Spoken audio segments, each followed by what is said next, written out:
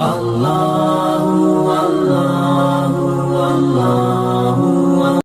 اللہ الرحمن الرحیم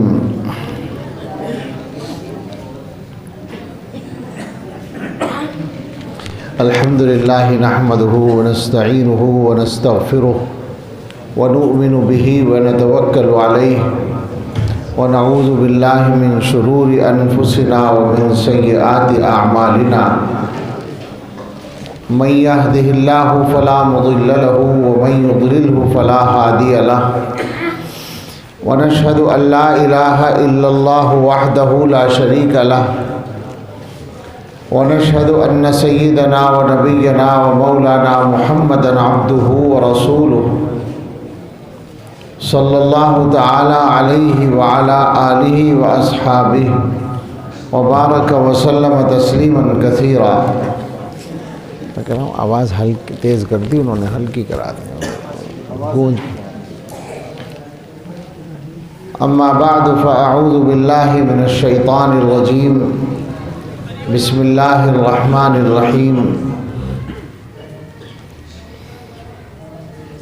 ان الذين قالوا ربنا الله ثم استقاموا فلا خوف عليهم ولا هم يحزنون.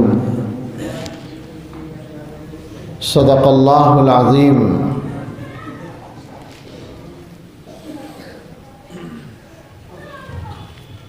سبحان ربک رب العزة عما یصفون وسلام علی المرسلین والحمد للہ رب العالمین. اللہم صل علی سیدنا محمد وعلی آل سیدنا محمد وبارک وسلم.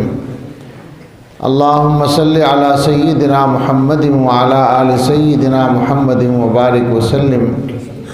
اللہم صل علی سیدنا محمد وعلی آل سیدنا محمد وبارک وسلم.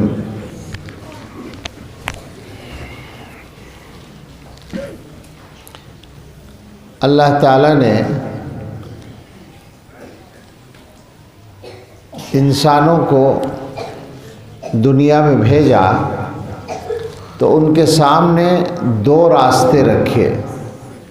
وَهَدَيْنَاهُ النَّجْدَيْنِ، اس کا ذکر ہے قرآن میں. ایک اچھائی کا راستہ، ہدایت کا راستہ، اللہ تعالیٰ کی مرضی کے مطابق زندگی گزارنے کا راستہ، اور یوں بھی کہہ سکتے ہیں کہ جنت میں جانے کا راستہ. وہ راستہ ایمان کا راستہ ہے. وہ راستہ اللہ کی مرضی اور اللہ کے نبی صلی اللہ علیہ وسلم کی سنت کے مطابق زندگی گزارنے کا راستہ ہے. دوسرا راستہ گمراہی کا ہے. وہ راستہ گناہوں کا ہے. وہ راستہ شیطان کی مرضی پوری کرنے کا ہے. وہ راستہ انجام کار جہنم میں جانے کا ہے. ہمیں اللہ تعالیٰ نے ایمان دے کر پہلے راستے پہ لگا دیا. ایمان دے دیا، ہمیں مسلمان بنا دیا، تو جو اچھا راستہ ہے، جو صحیح راستہ ہے، اس پہ ہمیں اللہ نے ڈال دیا. لیکن ہمارے سامنے ایک بہت بڑا چیلنج رہتا ہے ہمیشہ. وہ اللہ کی حکمت کے تحت شروع سے چل رہا ہے، اور وہ چیلنج ہے شیطان کا. اللہ تعالیٰ نے جب شیطان کو نافرمانی کی سزا کے طور پر مردود کیا تھا، آپ جانتے ہیں وہ قصہ کہ حضرت آدم علیہ السلام کو پیدا کرنے کے بعد اللہ تعالیٰ نے حکم دیا کہ اسجدوا لآدم، آدم کو سجدہ کرو، تو سارے فرشتوں نے سجدہ کیا، ابلیس نے نہیں کیا. اللہ تعالیٰ اس سے ناراض ہوئے اور اللہ نے فرمایا کہ تو یہاں سے نکل جا. یہ جو مقام قرب ہے اس سے تجھے ہم نے اتار دیا، اب تو مردود ہے. اس موقع پر شیطان نے اللہ تعالیٰ سے ایک چیز مانگی، اور وہ تھی قیامت تک کی زندگی اور قیامت تک کی مہلت. جب تک دنیا چلتی رہے وہ زندہ بھی رہے گا اور اس کو یہ موقع رہے گا کہ وہ انسانوں کو بہکائے۔ اللہ تعالیٰ دنیا میں انسانوں کو بھیج کر آزمانا چاہتے تھے، اسی حکمت کے تحت اللہ نے شیطان کی یہ خواہش پوری کر دی کہ چل انکا من المنظرین الی یوم الوقت المعلوم، تجھے ہم نے مہلت دے دی قیامت تک کے لیے۔ جب اللہ نے یہ مہلت دینے کا اعلان کر دیا تو شیطان نے وہیں سے رنگ دکھانا شروع کر دیا۔ اس نے کہا کہ میں انسانوں کو گمراہ کروں گا اور ان سے طرح طرح کے گناہ کراؤں گا، کل ملا کر یہ کہ میں انسانوں کو جہنم میں پہنچانے کی کوشش کروں گا۔ باقاعدہ قرآن کریم میں مختلف جگہ اس کے الگ الگ الفاظ نقل کیے گئے ہیں، اور ان سے یہ معلوم ہوتا ہے کہ شیطان اس بات کے بارے میں امید بھی پوری رکھتا تھا کہ اللہ کے کچھ منتخب بندوں کو چھوڑ کر زیادہ لوگ میرے جھانسے میں آ جائیں گے۔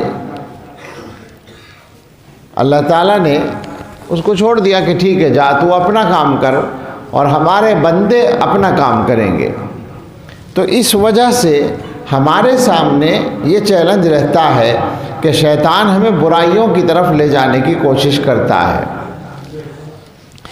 وہ جس کو اللہ تعالیٰ کی فرما برداری کہا جاتا ہے، شریعت کی تابع داری کہا جاتا ہے، اپنے اعمال کو رسول اللہ صلی اللہ علیہ وسلم کی سنت کے مطابق کرنے کا طریقہ کہا جاتا ہے، اس میں ہمارے لیے آخرت کا فائدہ تو ہوتا ہی ہے۔ ظاہر ہے کہ آخرت میں ہم سب یہ چاہتے ہیں کہ جنت میں جائیں اور سیدھے جائیں۔ کوئی بھی ایسا آدمی نہیں ہے جو یہ چاہتا ہو یا اس کے لیے راضی ہو، اس کے لیے تیار ہو کہ میں جاؤں قیامت میں اللہ تعالیٰ میرے لیے تھوڑے دن جہنم کا فیصلہ کرے اور آخر میں جنت میں بھیج دیں۔ اس کے لیے تو کوئی بھی سمجھدار آدمی راضی نہیں ہو سکتا۔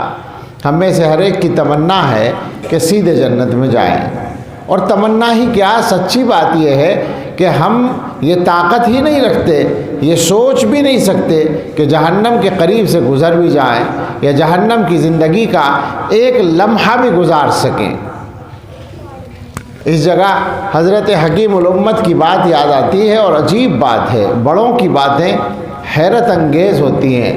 حضرت نے یہ مضمون جو چل رہا ہے اس سے تھوڑی سی الگ بات ہے، لیکن اس کا ایک حصہ اس سے جڑا ہوا ہے، اس لیے یاد آئی ہے۔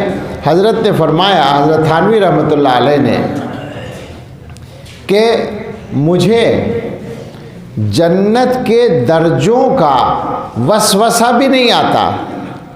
مراد یہ ہے کہ مجھے یہ وسوسہ بھی نہیں آتا کہ جنت میں مجھے اونچے درجے ملیں گے، یہ خیال بھی نہیں آتا۔ سوچیں ذرا کتنے بڑے آدمی ہیں اور کیا بات فرما رہے ہیں، مجھے جنت کے درجوں کا وسوسہ بھی نہیں آتا۔ البتہ اتنی خواہش ہے کہ جنت میں جانے کا موقع مل جائے، چاہے جنتیوں کی جوتیوں میں جگہ ملے۔ اور آگے فرمایا، یہ اس وجہ سے نہیں کہ ہم جنت کے حقدار ہیں، ہم جنت میں جانے کے مستحق ہیں، اس وجہ سے نہیں، بلکہ اس وجہ سے کہ جہنم کا عذاب برداشت کرنے کی ہمت نہیں ہے۔ حضرت تھانوی رحمۃ اللہ علیہ نے جو بات فرمائی ہے، ان جیسے آدمی کے بارے میں تو ہمیں یقین ہے کہ اللہ کے یہاں ان کے لیے بہت بڑے بڑے درجے مقرر ہوں گے انشاءاللہ۔ ہمارا قصہ ایسا ہی ہے کہ ہمیں اپنے اعمال کو دیکھتے ہوئے جنت کے بلند درجوں کا خیال بھی لانے کی اجازت گنجائش نہیں ہونی چاہیے۔ یعنی ہمارے جیسوں کو واقعتاً اگر جنتیوں کی جوتیوں میں جگہ مل جائے، جنت میں جنت کے دروازے میں بس داخل ہونے کا موقع مل جائے، جہنم سے بس بچا ہی دیا جائے، تو بھی سچی بات یہ کہ ہمارے حق کی تو یہ بات ہو ہی نہیں سکتی۔ بس یہ ہے کہ ہم جہنم سے بچ جائیں گے۔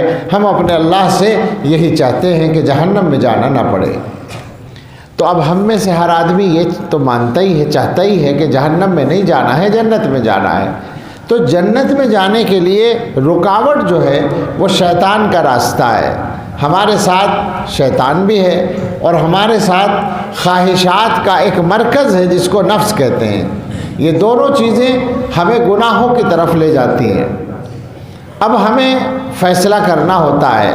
آپ ذرا غور کریں اس بات پر کہ دنیا کا جو نقصان ہوتا ہے، جو آدمی کی آنکھوں کے سامنے ہوتا ہے، اس نقصان سے انسان بچنے کے لیے کتنی کوشش کرتا ہے، اور یقینی طور پر وہ گویا کہ بچتا ہے اپنی حد تک، اپنی طاقت کی حد تک. ہمارے حضرت ایک مثال دیا کرتے ہیں کہ اگر کسی تشتری میں، کسی پلیٹ میں، کسی ٹرے میں آپ کے سامنے مٹھائی کے 100 ٹکڑے پیش کیے جائیں، رکھیں اس میں، اور یہ بتایا جائے کہ ان 100 ٹکڑوں میں سے ایک ٹکڑے میں زہر ہے.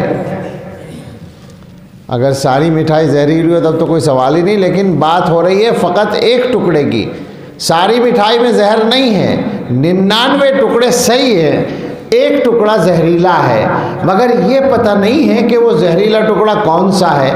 تو آپ کو کوئی آدمی پیش کرتا ہے کہ لیجئے ایک ہی ٹکڑے میں تو زہر ہے، 99 تو صحیح ہے، آپ جو کھائیں گے زیادہ تر تو صحیح ہوں گے، ہو سکتا ہے وہ ٹکڑا آئے نہ آئے آپ کے سامنے، لہذا تناول فرمائیے. تو ایمانداری سے بتائیے کہ ہم میں سے کوئی آدمی ہاتھ بھی لگائے گا اس کو؟ کوئی ہاتھ نہیں لگائے گا. حالانکہ ایک ٹکڑے میں زہر ہے، باقی سب صحیح ہیں، اور گویا یقینی نہیں ہے کہ ہمارے ہاتھ میں زہر والا ٹکڑا آ ہی جائے. کوئی یقینی بات تھوڑی ہے. یہ معاملہ ہمارا ہے دنیا کے نقصان کے سلسلے میں، کہ جب ہم کسی چیز میں دنیا کا نقصان دیکھتے ہیں تو اس کو ہاتھ لگانا پسند نہیں کرتے. آپ ذرا غور کریں کہ ہم فلاں گناہ کریں گے تو فلاں چیز کا نقصان ہوگا، کیا یہ بات اس سے زیادہ یقینی نہیں ہے؟ وہ جو زہر کا نقصان ہے، زہر کا نقصان تو معلوم ہے. اگر ساری مٹھائی زہریلی ہو، جتنا اس کا نقصان یقینی ہے اس سے زیادہ یقین اس بات کا ہے کہ فلاں گناہ کرو گے تو یہ سزا ہے اور فلاں گناہ کرو گے تو یہ سزا ہے. یہ احادیث میں بیان کیا گیا ہے. مناسب لگتا ہے کہ اس موقع سے کچھ حضرت تھانوی رحمۃ اللہ علیہ کی کتاب ہی سے کچھ گناہوں کے نقصانات کو سنا ہی دیا جائے. اچانک یہ بات ذہن میں آئی ہے، اللہ کرے آسان بھی ہو اور مفید بھی ہو. حضرت تھانوی رحمۃ اللہ علیہ کی ایک کتاب ہے جس کو علماء سب جانتے ہیں، جزاء الاعمال، اعمال کی جزا، اعمال کا بدلہ. اس میں یہ بیان کیا گیا ہے قرآن و حدیث کی روشنی میں کہ برے اعمال کا کہ اللہ کی طرف سے جو بدلہ ملتا ہے، جو سزا ملتی ہے، وہ کس طرح کی ہوتی ہے.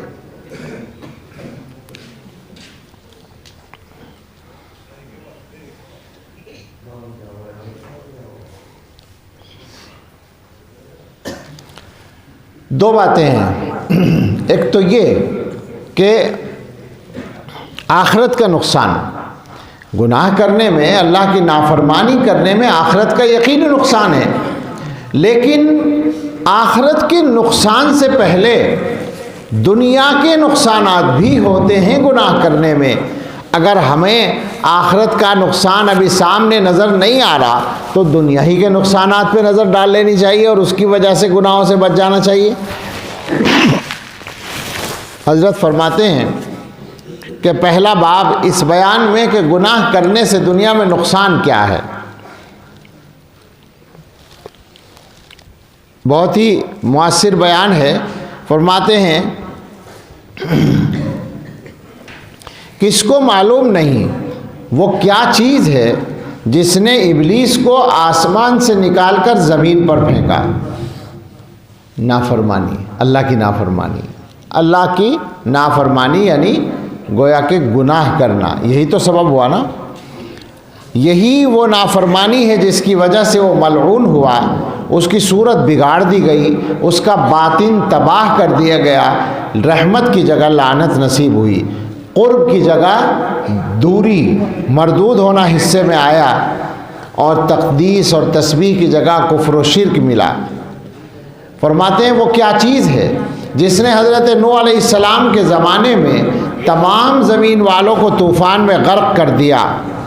وہ کون سی چیز ہے جس کی وجہ سے تیز ہوا قوم عاد پر مسلط کی گئی، یہاں تک کہ زمین پر پٹک پٹک کے ان کو مارا گیا؟ وہ کون سی چیز ہے جس سے قوم سمود پر چیخ آئی، بہت تیز آواز آئی، صیحہ، جس کی وجہ سے ان کے کلیجے پھٹ گئے اور سب کے سب ہلاک ہو گئے؟ وہ کون سی چیز ہے جس کی وجہ سے حضرت لوط علیہ السلام کی قوم کی بستیاں آسمان تک لے جا کر الٹ دی گئی؟ معمولی عذاب نہیں ہے، خطرناک، تکلیف دہ، مہلک اور توہین آمیز۔ اوپر یوں لے جا کر بستیوں کو جبریل علیہ السلام کو اللہ نے حکم دیا، انہوں نے یوں اٹھایا اور یوں لے جا کر پلٹ دیا۔ وہ کون سی چیز ہے جس کی وجہ سے شعیب علیہ السلام کی قوم پر سائبان کی شکل میں عذاب آیا؟ ایسا آیا جیسے بادل ہو، وہ سمجھے کہ یہ بادل بارش برسائے گا، مگر اس کے اندر سے آگ برسی۔ وہ کون سی چیز ہے جس کی وجہ سے فرعون اور اس کی قوم دریائے قلزم میں ڈبو دی گئی؟ وہ کون سی چیز ہے جس کی وجہ سے قارون کو زمین میں دھسایا گیا اور سارا گھر اور مال اسباب سب زمین میں دفن ہو گیا؟ وہ کون سی چیز ہے جس کی وجہ سے بنی اسرائیل پر 2 مرتبہ تباہی مسلط کی گئی؟ فرماتے ہیں ساری چیزوں کا سبب اللہ کی نافرمانی ہے، اللہ کے حکم کو نہ ماننا ہے۔ آگے ایک روایت نقل کرتے ہیں، ایک علاقہ فتح کیا مسلمانوں نے۔ امام احمد نے روایت کیا کہ قبرص کا ایک علاقہ ہے، مسلمانوں نے فتح کیا، صحابہ نے۔ تو جبیر ابن نفیر ایک صاحب ہیں، انہوں نے ایک مشہور صحابی ابو دردہ رضی اللہ تعالیٰ عنہ کو دیکھا۔ حضرت ابو دردہ بڑے صحابہ میں سے ہیں اور بڑے گریہ وزاری والے، عبادت کرنے والے صحابہ میں سے ہیں۔ انہوں نے دیکھا کہ فتح ہوئی ہے اور حضرت ابو دردہ رو رہے ہیں۔ تو انہوں نے کہا کہ حضرت آج رونے کا کون سا موقع ہے، یہ تو خوشی کا موقع تھا، ہمیں اللہ نے فتح دی ہے، آپ کو خوش ہونا چاہیے۔ تو حضرت نے فرمایا افسوس ہے کہ تم نہیں سمجھتے، جب کوئی قوم اللہ تعالیٰ کے حکم کو ضائع کر دیتی ہے وہ اللہ کے نزدیک کیسی ذلیل ہو جاتی ہے۔ دیکھو یہ قوم حکومت پر تھی اور آج یہ ہمارے سامنے ذلیل و خوار ہو گئی۔ یعنی ہمیں فتح مل رہی ہے، مگر جو سامنے والی قوم ہے جس کو ہرایا ہے اللہ تعالیٰ نے، اس کے اوپر عبرت کر کے رو رہے ہیں کہ اللہ کی نظر سے جو قوم گر جاتی ہے اللہ تعالیٰ اس کو دنیا میں ذلیل کر دیتے ہیں۔ ذرا سوچیں، ہم لوگ بھی سوچیں اپنے بارے میں کہ دنیا میں ہمارے ساتھ کیا ہو رہا ہے۔ ہم شکایتیں کرتے ہیں دوسروں کی، کبھی اس پہ بھی غور کرنا چاہیے کہ سب کچھ تو اللہ کے حکم سے ہوتا ہے، کسی حکومت میں تو طاقت نہیں ہے کہ ہمیں کچھ نقصان پہنچا سکے، پھر کیوں ہو رہا ہے ایسا؟ وجہ یہ ہے کہ اللہ کی نافرمانی کی وجہ سے پوری قوم اللہ کی نظر میں بے قدر۔ حدیث میں فرمایا انسان اپنے گناہ کی وجہ سے بعض مرتبہ رزق سے محروم کر دیا جاتا ہے۔ فرماتے ہیں ایک روایت نقل کی حضرت عبداللہ ابن عمر رضی اللہ تعالیٰ عنہما فرماتے ہیں کہ ہم 10 آدمی حضور صلی اللہ علیہ وسلم کی خدمت میں حاضر تھے۔ آپ ہماری طرف متوجہ ہو کر فرمانے لگے کہ 5 چیزیں ہیں، میں خدا کی پناہ چاہتا ہوں کہ تم ان کو پاؤ۔ میں خدا کی پناہ اس بات سے چاہتا ہوں کہ تم ان 5 چیزوں کو پاؤ۔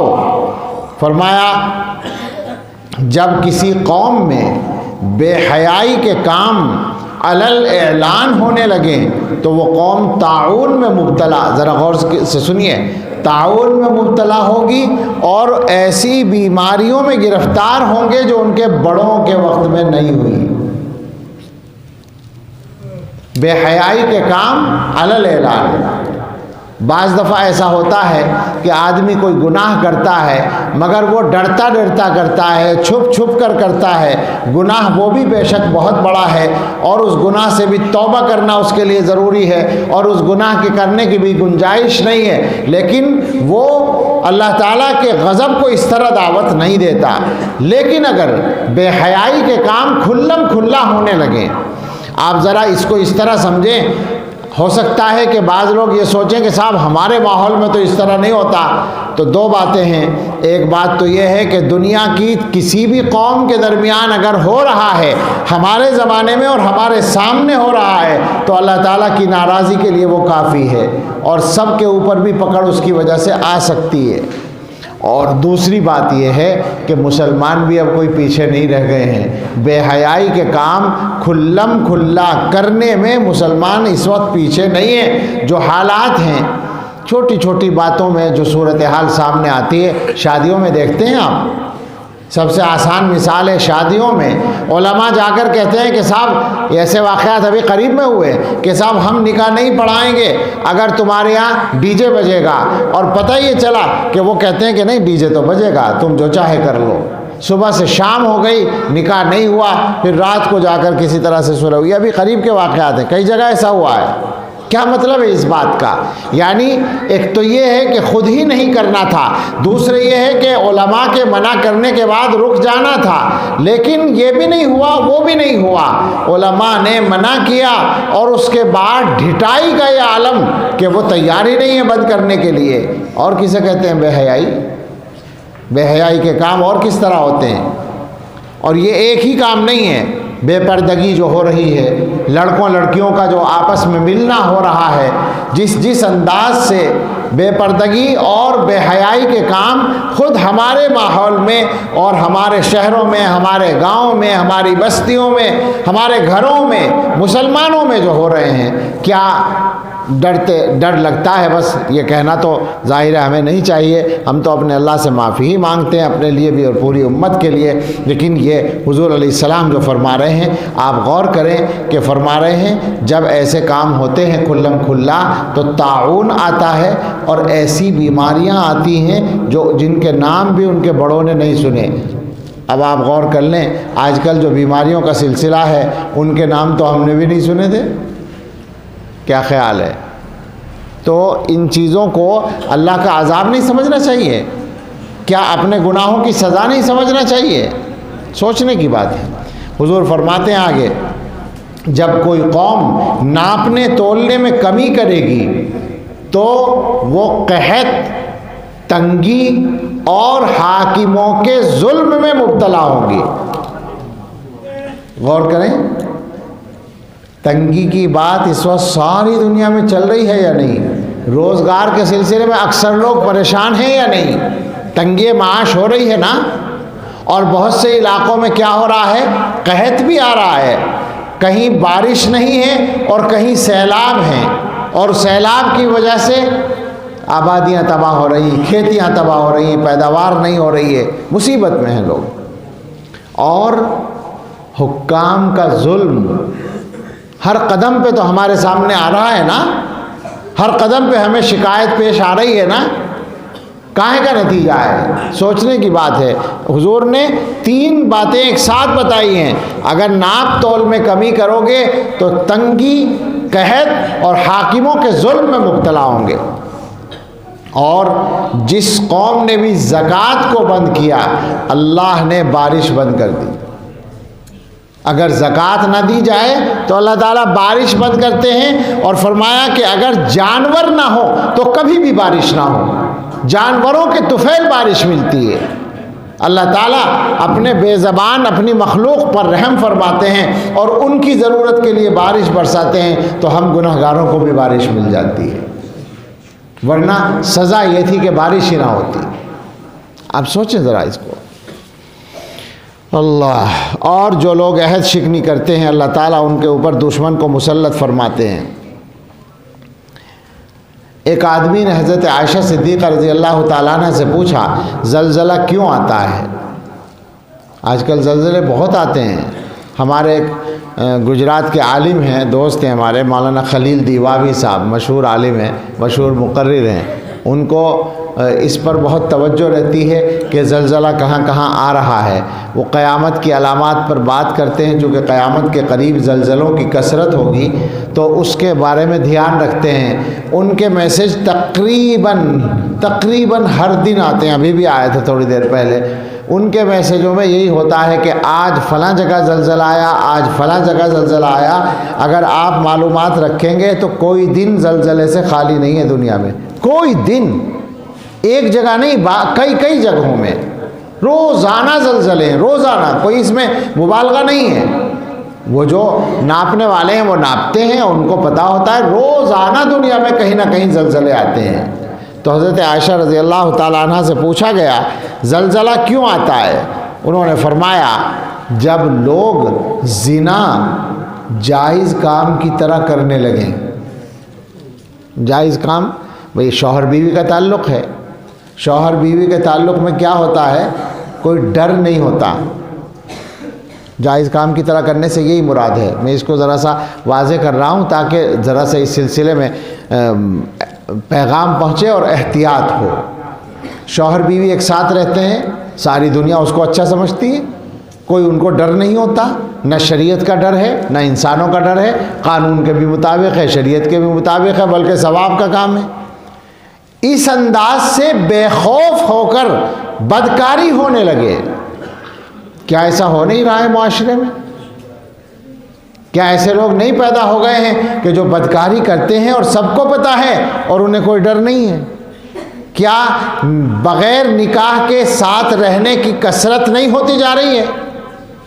حکومتوں نے تو اجازت دے ہی دی ہے، اپنی مرضی سے اگر دونوں راضی ہیں تو کوئی مسئلہ نہیں، کوئی پریشانی نہیں۔ تو یہی تو ہے، حضرت عائشہ فرما رہی ہیں کہ جب لوگ بدکاری جائز کام کی طرح کرنے لگیں اور شرابیں پینے لگیں،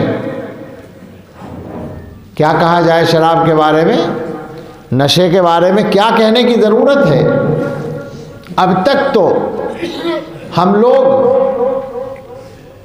اپنے مسلمان بھائیوں سے کہتے تھے کہ صاحب نشہ جو ہے مسلمان کی تو شان ہی نہیں ہے، اس کے دل میں ایمان ہے اور وہ نشہ کر رہا ہے، وہ شراب پی رہا ہے، یہ کیسے ہو سکتا ہے؟ پھر ہم یہ کہتے تھے کہ صاحب بڑی بری بات ہے کہ ہمیں یہ بتایا کسی نے کہ جتنی شراب ہولی پر بکی اتنی عید پر بکی، بدترین بات ہے۔ مگر آج صورتحال اس سب سے آگے جا چکی ہے۔ اب ہمیں جائزہ لینے والے یہ بتاتے ہیں کہ نشے کا رواج مسلمانوں میں زیادہ ہے، دوسروں میں کم ہے۔ اور اس علاقے میں بیٹھ کر اور کچھ وضاحت کی تو ضرورت نہیں ہے۔ کیا ہوگا آخر؟ فرماتی ہیں حضرت عائشہ صدیقہ رضی اللہ تعالیٰ عنہ جب لوگ بدکاری کو جائز کام کی طرح بے پاکی سے کرتے ہیں اور شرابیں پیتے ہیں اور باجے بجاتے ہیں، معازف کا لفظ ہے، باجے بجاتے ہیں۔ آپ ذرا غور کریں کہ باجا بجانے کا رواج کتنا بڑھا ہوا ہے۔ اب تو موبائل کی وجہ سے ہم سب لوگ بے حس ہوتے جا رہے ہیں باجے کے سلسلے میں۔ موبائل کے اندر جب کوئی چیز کھولتے ہیں تو تھوڑا بہت میوزک تو ہر آدمی کو سن ہی لینا ہے، عادت ہوتی جا رہی ہے، احساس بھی نہیں ہوتا کہ یہ کوئی غلط کام ہو رہا ہے۔ گناہ کے سلسلے میں یہ بات سمجھیں کہ گناہ ہونے کا بھی اگر احساس نہ رہے تو یہ بڑی خطرناک بات ہے۔ یہ وہ مرحلہ ہوتا ہے جب ایمان کے لیے خطرہ ہوتا ہے، اور ہمارے زمانے میں یہ ہوتا جا رہا ہے۔ اور یہ تو موبائل کی بات ہوئی، لیکن باقاعدہ باجے بجانے کا رواج مسلمانوں میں خود کتنا ہے اور دوسروں میں کتنا ہے، وہ ہمارے ماحول میں ہو رہا ہے۔ حضرت عائشہ صدیقہ نے فرمایا لوگ باجے بجاتے ہیں تو اللہ تعالیٰ کو آسمان میں غیرت آتی ہے، وہ زمین کو حکم فرماتے ہیں کہ ان کو ہلا دو، دنیا والوں کو حرکت دے دو، انہیں ہلا دو، تو زلزلے آتے ہیں۔ آپ اندازہ کریں۔ تھوڑا سا اس کا ایک حصہ میں جلدی اور سنانا چاہتا ہوں۔ حضرت نے الگ الگ گناہوں کے نقصانات کیا کیا ہوتے ہیں، ہر گناہ کے الگ الگ نہیں بلکہ گناہ کرنے سے کیا کیا نقصان ہوتے ہیں وہ کچھ بیان کیے، وہ ایک فہرست ہے، وہ میں سنانا چاہتا ہوں، پھر بات ختم کرتا ہوں، ذرا یاد رکھیے گا۔ فرماتے ہیں حضرت نے تو باقاعدہ فصلیں قائم کی ہیں، تفصیل سے بیان کیا ہے، میں فہرست کا حصہ دیکھ رہا ہوں۔ فرمایا گناہوں کا ایک اثر تو یہ ہوتا ہے کہ آدمی علم سے محروم ہوتا ہے، اس لیے کہ علم ایک نور ہے اور گناہ جو ہے وہ تاریکی ہے. جو آدمی گناہ کرتا رہتا ہے اس کا علم جو ہے اس کو علم حاصل نہیں ہوتا. دوسرا نقصان یہ ہے کہ روزی کم ہو جاتی ہے، یعنی روزی کی برکت چلی جاتی ہے. ابھی آیا نا کہ تنگی میں مبتلا ہوتے ہیں، روزی کی برکت ختم ہو جاتی ہے. تیسرا نقصان یہ ہے کہ گناہ کرنے والے کو اللہ تعالیٰ سے ایک دوری اور وحشت، گھبراہٹ پیدا ہو جاتی ہے. چوتھا یہ ہے کہ اس گناہ کرنے والے کو آدمیوں سے بھی وحشت ہونے لگتی ہے. آپ دیکھتے ہوں گے نا بہت سی مرتبہ کہ بعض آدمی ملنا ہی پسند نہیں کر رہے ہیں. کسی وقت میں ایسی کیفیت ہوتی ہے کہ بات ہی نہیں کرنا چاہ رہے ہیں. غور کریں، گناہ ہو رہے ہیں، اس کے نتیجے میں انسانوں سے دوری پیدا ہو رہی ہے، اللہ سے دوری پیدا ہو رہی ہے. اور یہ بھی علماء نے لکھا ہے اپنے گھر والوں سے وحشت ہو جاتی ہے. بہت سے لوگ ہیں جن کا جی گھر میں نہیں لگتا، گھر میں جاتے ہیں تو لڑائی ہونے لگتی ہے، غصہ آنے لگتا ہے. وہ سمجھتے ہیں کہ ان کی غلطی پر غصہ آ رہا ہے، ان کی غلطی پر غصہ آ رہا ہے. ایسا نہیں ہے، وہ اپنے گناہوں کی سزا پا رہے ہوتے ہیں. آگے فرمایا ایک نقصان یہ ہے کہ گناہ کرنے والے کو اکثر کاموں میں رکاوٹیں پیش آتی ہیں اور تقوی والوں کے اکثر کام آسانی سے ہوتے چلے جاتے ہیں. یہ اللہ کی طرف سے ہوتا ہے. قرآن میں فرمایا نا وَمَن يَتَّقِ اللَّهَ يَجْعَلْ لَهُ مَخْرَجًا وَيَرْزُقْهُ مِنْ حَيْثُ لَا يَحْتَسِبُ.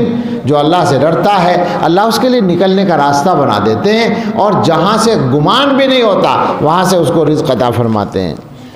فرمایا ایک نقصان یہ ہے کہ دل کے اندر ایک اندھیری سی محسوس ہوتی ہے، تاریکی محسوس ہوتی ہے. اور آگے فرماتے ہیں کہ اس کی وجہ سے چہرے پر بھی اثر آ جاتا ہے اور چہرے پر ایک بے رونقی پیدا ہو جاتی ہے. حضرت باقاعدہ لکھ رہے ہیں فاسق آدمی یعنی گناہ کرنے والا، کھلم کھلا گناہ کرنے والا آدمی چاہے خوبصورت ہو، حضرت کے الفاظ ہیں فاسق کیسا ہی حسین و جمیل ہو مگر اس کے چہرے پر ایک بے رونقی کی کیفیت ضرور ہوتی ہے. حضرت عبداللہ ابن عباس رضی اللہ عنہما نے فرمایا نیکی کرنے سے چہرے پر رونق، دل میں نور، رزق میں کشادگی، بدن میں طاقت اور لوگوں کے دلوں میں محبت پیدا ہوتی ہے. اور گناہ کرنے سے چہرے پر بے رونقی، قبر میں اور قلب میں تاریکی، بدن میں سستی، رزق میں تنگی اور لوگوں کے دلوں میں بغض پیدا ہوتا ہے، دشمنی پیدا، ناراضی پیدا ہوتی ہے. اب سوچیں ذرا ہم زندگی کو اپنی تقوی پر لے آئیں تو زندگی جینا کتنا آسان ہو جائے گا. فرمایا ایک نقصان یہ ہے کہ گناہ کرنے سے دل اور جسم میں کمزوری پیدا ہوتی ہے اور ہمت ختم ہوتی چلی جاتی ہے. ایک نقصان یہ ہے کہ آدمی نیکیاں کرنے سے محروم ہو جاتا ہے. ایک نقصان یہ ہے کہ عمر کی برکت ختم ہوتی ہے. ایک نقصان یہ ہے کہ ایک گناہ دوسرے گناہ کا سبب بنتا ہے. ایک نقصان یہ ہے کہ بار بار گناہ کرنے کی وجہ سے توبہ کا ارادہ کمزور ہو جاتا ہے. اس سے بڑا نقصان یہ ہے کہ گناہ کی برائی ذہن سے نکل جاتی ہے. آدمی برائی نہیں سمجھتا، یہ سمجھتا ہے کہ کوئی حرج نہیں ہے. اسی طرح ایک بات یہ فرما رہے ہیں ایک نقصان یہ ہے کہ ہر گناہ اللہ کے دشمنوں میں سے کسی کی میراث ہے. جیسے ناپ تول میں کمی کرنا شعیب علیہ السلام کی قوم کی میراث ہے، بدفعلی کرنا لوط علیہ السلام کی قوم کی میراث ہے. اسی انداز سے ہر گناہ اللہ کے دشمنوں میں سے کسی کی میراث ہے. آدمی اس گناہ کو کر کے اللہ کے اس دشمن کا وارث بنتا ہے. ایک نقصان یہ ہے کہ گناہ کرنے والا آدمی اللہ کی نظر میں بے قدر ہو جاتا ہے. ایک نقصان یہ ہے کہ جس طرح اس کو نحوست پہنچتی ہے دوسروں کو بھی پہنچتی ہے اور اس کی وجہ سے مخلوقات اس پر لعنت کرتی ہیں. حضرت مجاہد نے فرمایا جانور گناہ کرنے والے آدمیوں پر لعنت کرتے ہیں. جب قحط ہوتا ہے، بارش رکتی ہے، جانوروں کو تکلیف ہوتی ہے تو وہ انسانوں پر لعنت کرتے ہیں کہ ان کے گناہوں کی وجہ سے ہمیں بھی بارش نہیں مل رہی ہے. کبھی ایسا اگر ہو جاتا ہے، ورنہ انہی کی وجہ سے بارش بھی ہوتی ہے. ایک نقصان یہ ہے کہ گناہ کرنے سے سمجھ میں کمی پیدا ہو جاتی ہے. ایک نقصان یہ ہے، بس یہ سنا کے بات ختم کرتا ہوں. ایک نقصان فرمایا کہ گناہ کرنے والا شخص اللہ کے نبی صلی اللہ علیہ وسلم کی لعنت میں داخل ہو جاتا ہے۔ لعنت میں داخل ہونے کا کیا مطلب ہے وہ سنیے۔ حضور علیہ الصلاۃ والسلام نے بہت سے گناہوں پر لعنت فرمائی ہے، اور جو گناہ ان سے بڑے ہیں ان پہ بدرجہ اولا لعنت کا وہ استحقاق ہوتا ہے۔ مثلا آپ نے لعنت فرمائی اس عورت پر جو بدن میں نشان بنوائے، گدوائے، آج کل ٹیٹو بنانا کہتے ہیں نا، تو گدوائے اور گودے، اس کو پر لعنت فرمائی۔ اور لعنت فرمائی اس عورت پر جو دوسرے کے بال اپنے بالوں میں ملا کر لمبے کرے اور جو دوسرے سے کام لے، الواصلہ والمستوصلہ۔ لعنت فرمائی آپ نے سود لینے والے پر، سود دینے والے پر، اس کے لکھنے والے پر اور اس کے گواہ پر۔ اور لعنت فرمائی آپ نے حلالہ کرنے والے پر اور جس کے لیے حلالہ ہو اس پر۔ حلالہ پر لعنت اس وقت ہے جب شرط لگا کر نکاح ہو کہ طلاق دینی ہی ہے تو لعنت ہے، حدیث میں باقاعدہ لعنت کی گئی ہے۔ اور اگر نکاح طلاق کی عدت ختم ہونے سے پہلے ہو رہا ہے تو نکاح ہی نہیں ہوتا اور بڑا گناہ ہوتا ہے۔ بعض لوگ اس کو بہت آسان سمجھتے ہیں۔ مجھے یاد ہے مفتی اعظم حضرت مولانا کفایت اللہ، مفتی کفایت اللہ صاحب رحمۃ اللہ نے لکھا ہے، عدت میں نکاح کروانے والا اور نکاح پڑھانے والا قاضی دونوں ایمان کی تجدید کر لیں تو بہتر ہے۔ اتنا سخت گناہ ہے، یعنی ایمان کا خطرہ ہے۔ اچھا صاحب، حضور نے لعنت فرمائی ہے چور پر، حضور نے لعنت فرمائی ہے شراب پینے والے پر۔ سنیے ذرا، شراب پینے والے پر، پلانے والے پر، نچوڑنے والے پر، نچڑوانے والے پر، بیچنے والے پر، خریدنے والے پر، اس کی قیمت کھانے والے پر، جو اس کو لے کر آئے اس پر، جس کے لیے لائی جائے اس پر۔ اتنے آدمیوں پر لعنت ہوئی ہے شراب کے سلسلے میں۔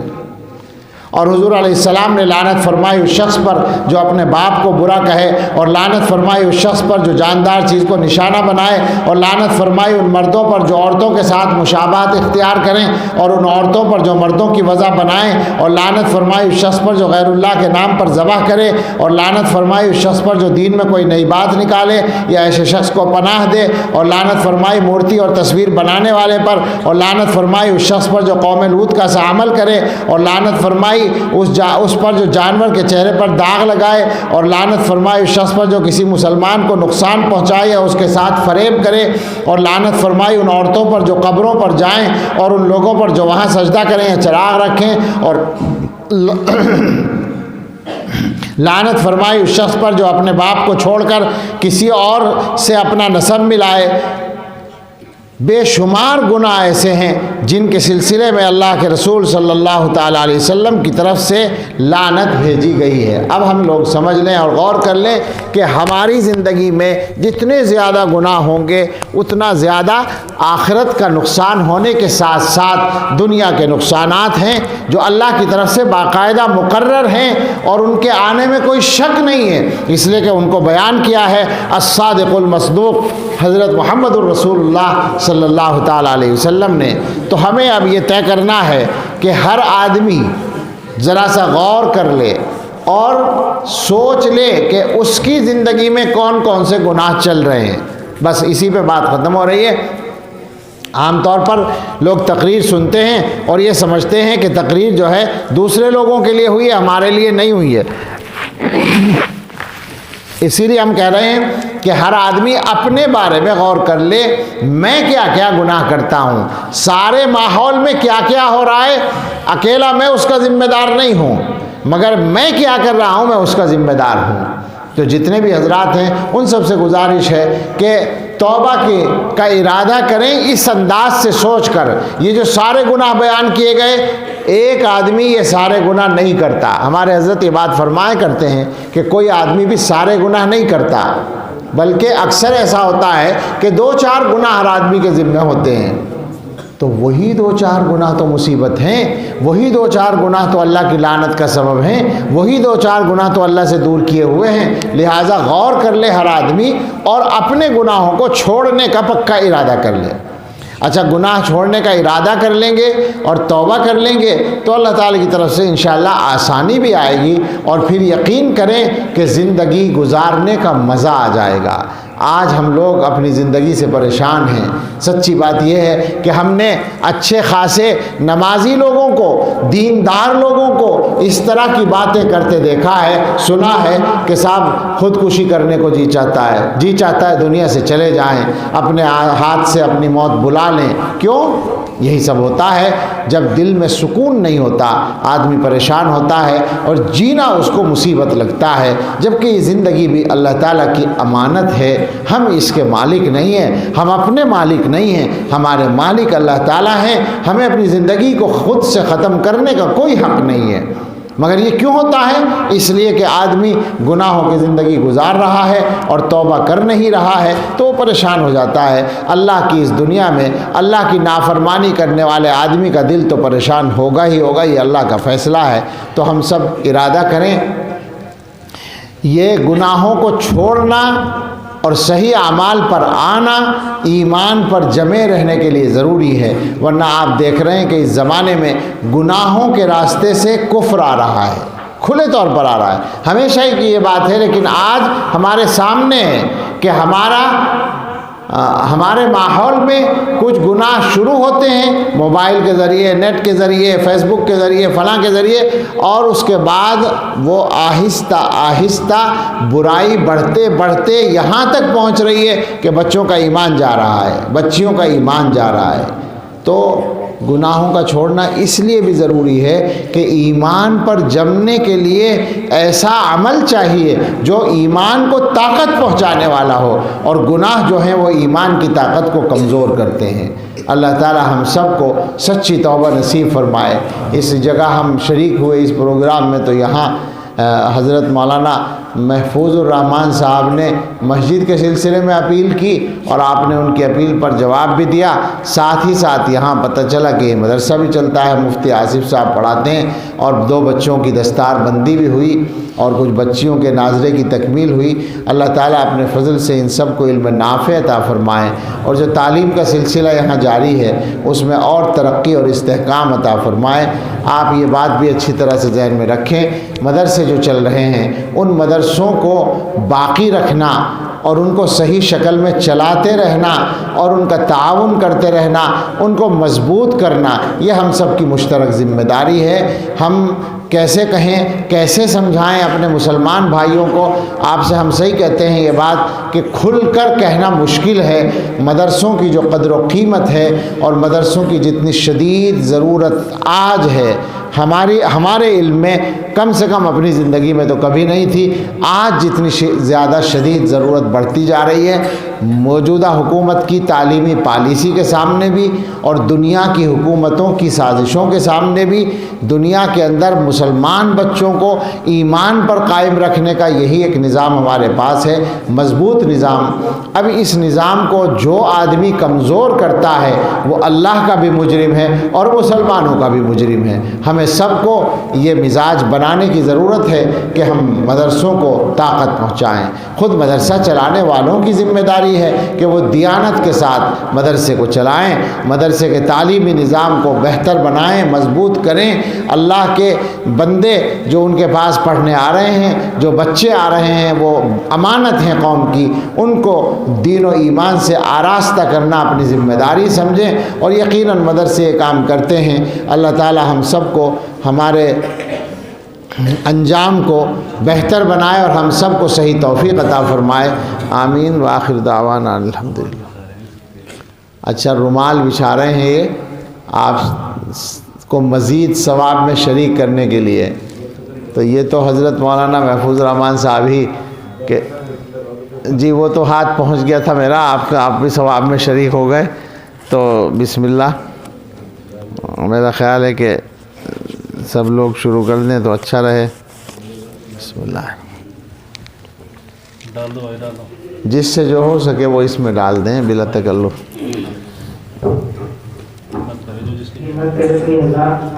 جس کے پاس جو بھی ہے تمام حضرات ڈالنے کی کوشش کریں۔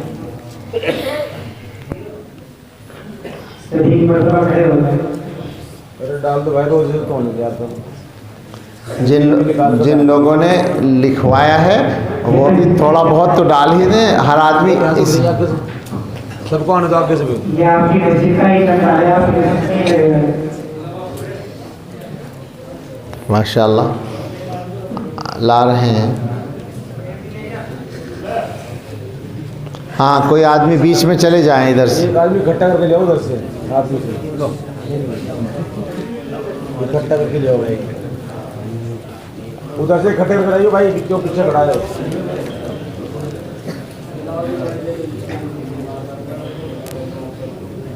آصف بھائی لے آؤ اکٹھے کر میں پلے میں کر لو پلے میں اکٹھے.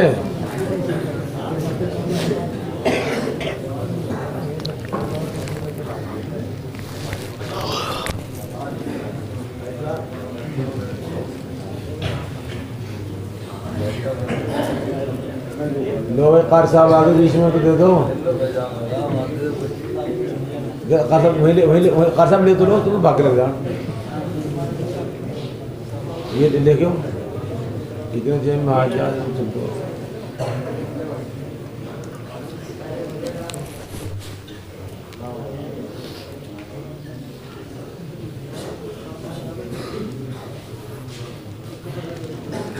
ماشاء اللہ.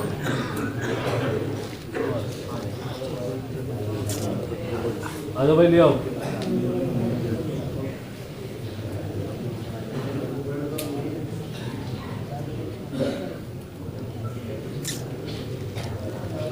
بلا رہے ہیں ان سے بھی لے لو.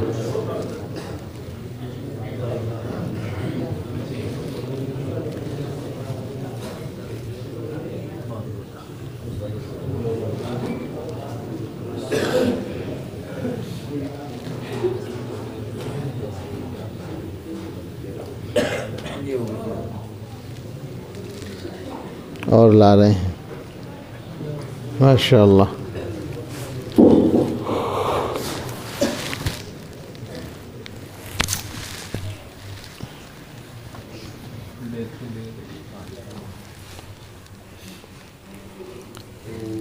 گناہوں سے بچنے کی اور توبہ کی باتیں تو ہم نے کی ہیں، تو توبہ کے کلمات پڑھ لیں توبہ کی نیت سے. اور جو بیت والے ہیں وہ دعا کے بعد یہیں مجھ سے مل لیں. باقی جو حضرات ہیں وہ توبہ کی نیت سے سب لوگ پڑھ لیں. یہ کوشش کریں کہ روزانہ توبہ کر کے سویا کریں اپنے گناہوں سے، اس کی عادت ڈال لیں، شاید اسی سے کام چل جائے. مگر توبہ ویسے ہی نہیں رسم، بلکہ روزانہ پکا ہی ارادہ کریں کہ اب نافرمانی نہیں کریں گے، اب گناہ نہیں کریں گے، اب اللہ کی مرضی کے خلاف نہیں چلیں گے.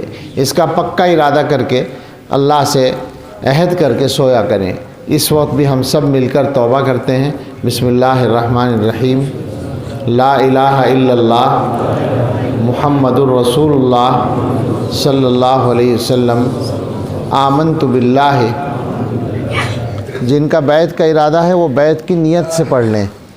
آمنت باللہ و ملائکتہ و کتبہ و رسلہ والیوم الآخر والقدر خیرہ و شرہ من اللہ تعالی والبعث بعد الموت.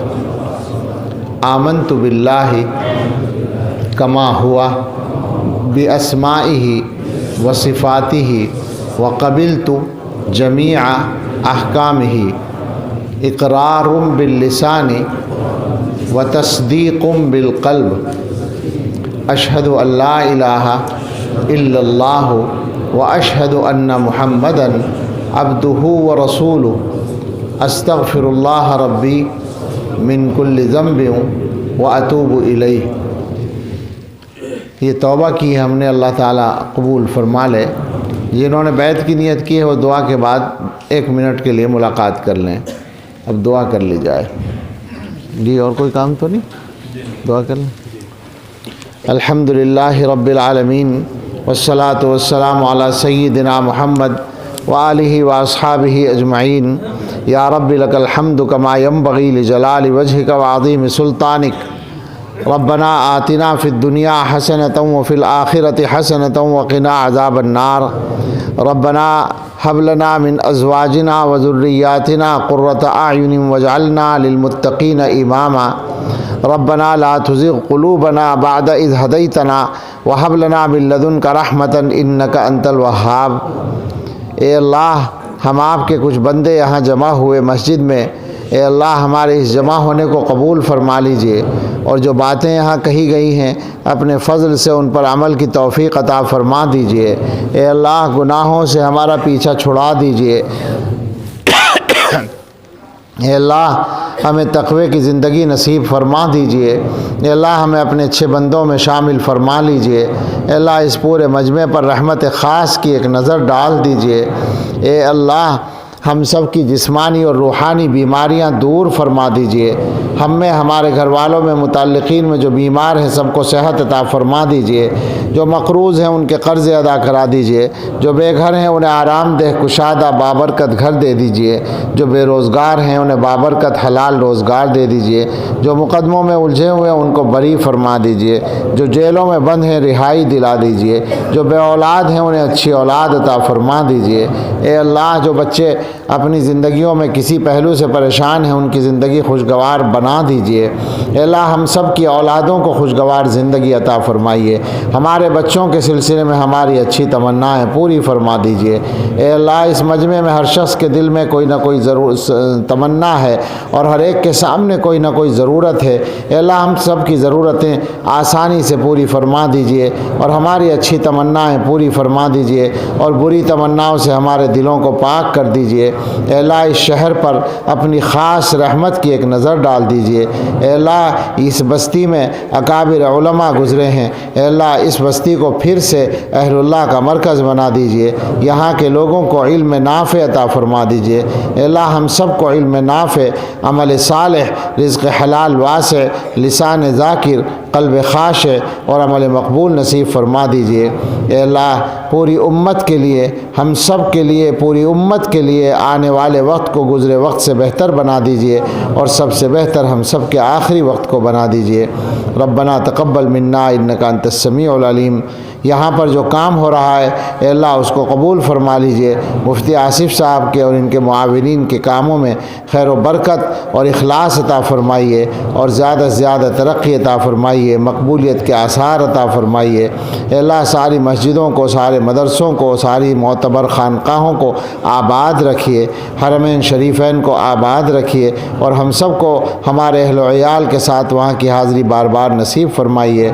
ربنا تقبل منا انک انت السمیع العلیم وتب علینا انک انت التواب الرحیم وصلی اللہ تعالی علی خیر خلقہ سیدنا محمد وآلہ واصحابہ اجمعین برحمتک یا ارحم الراحمین۔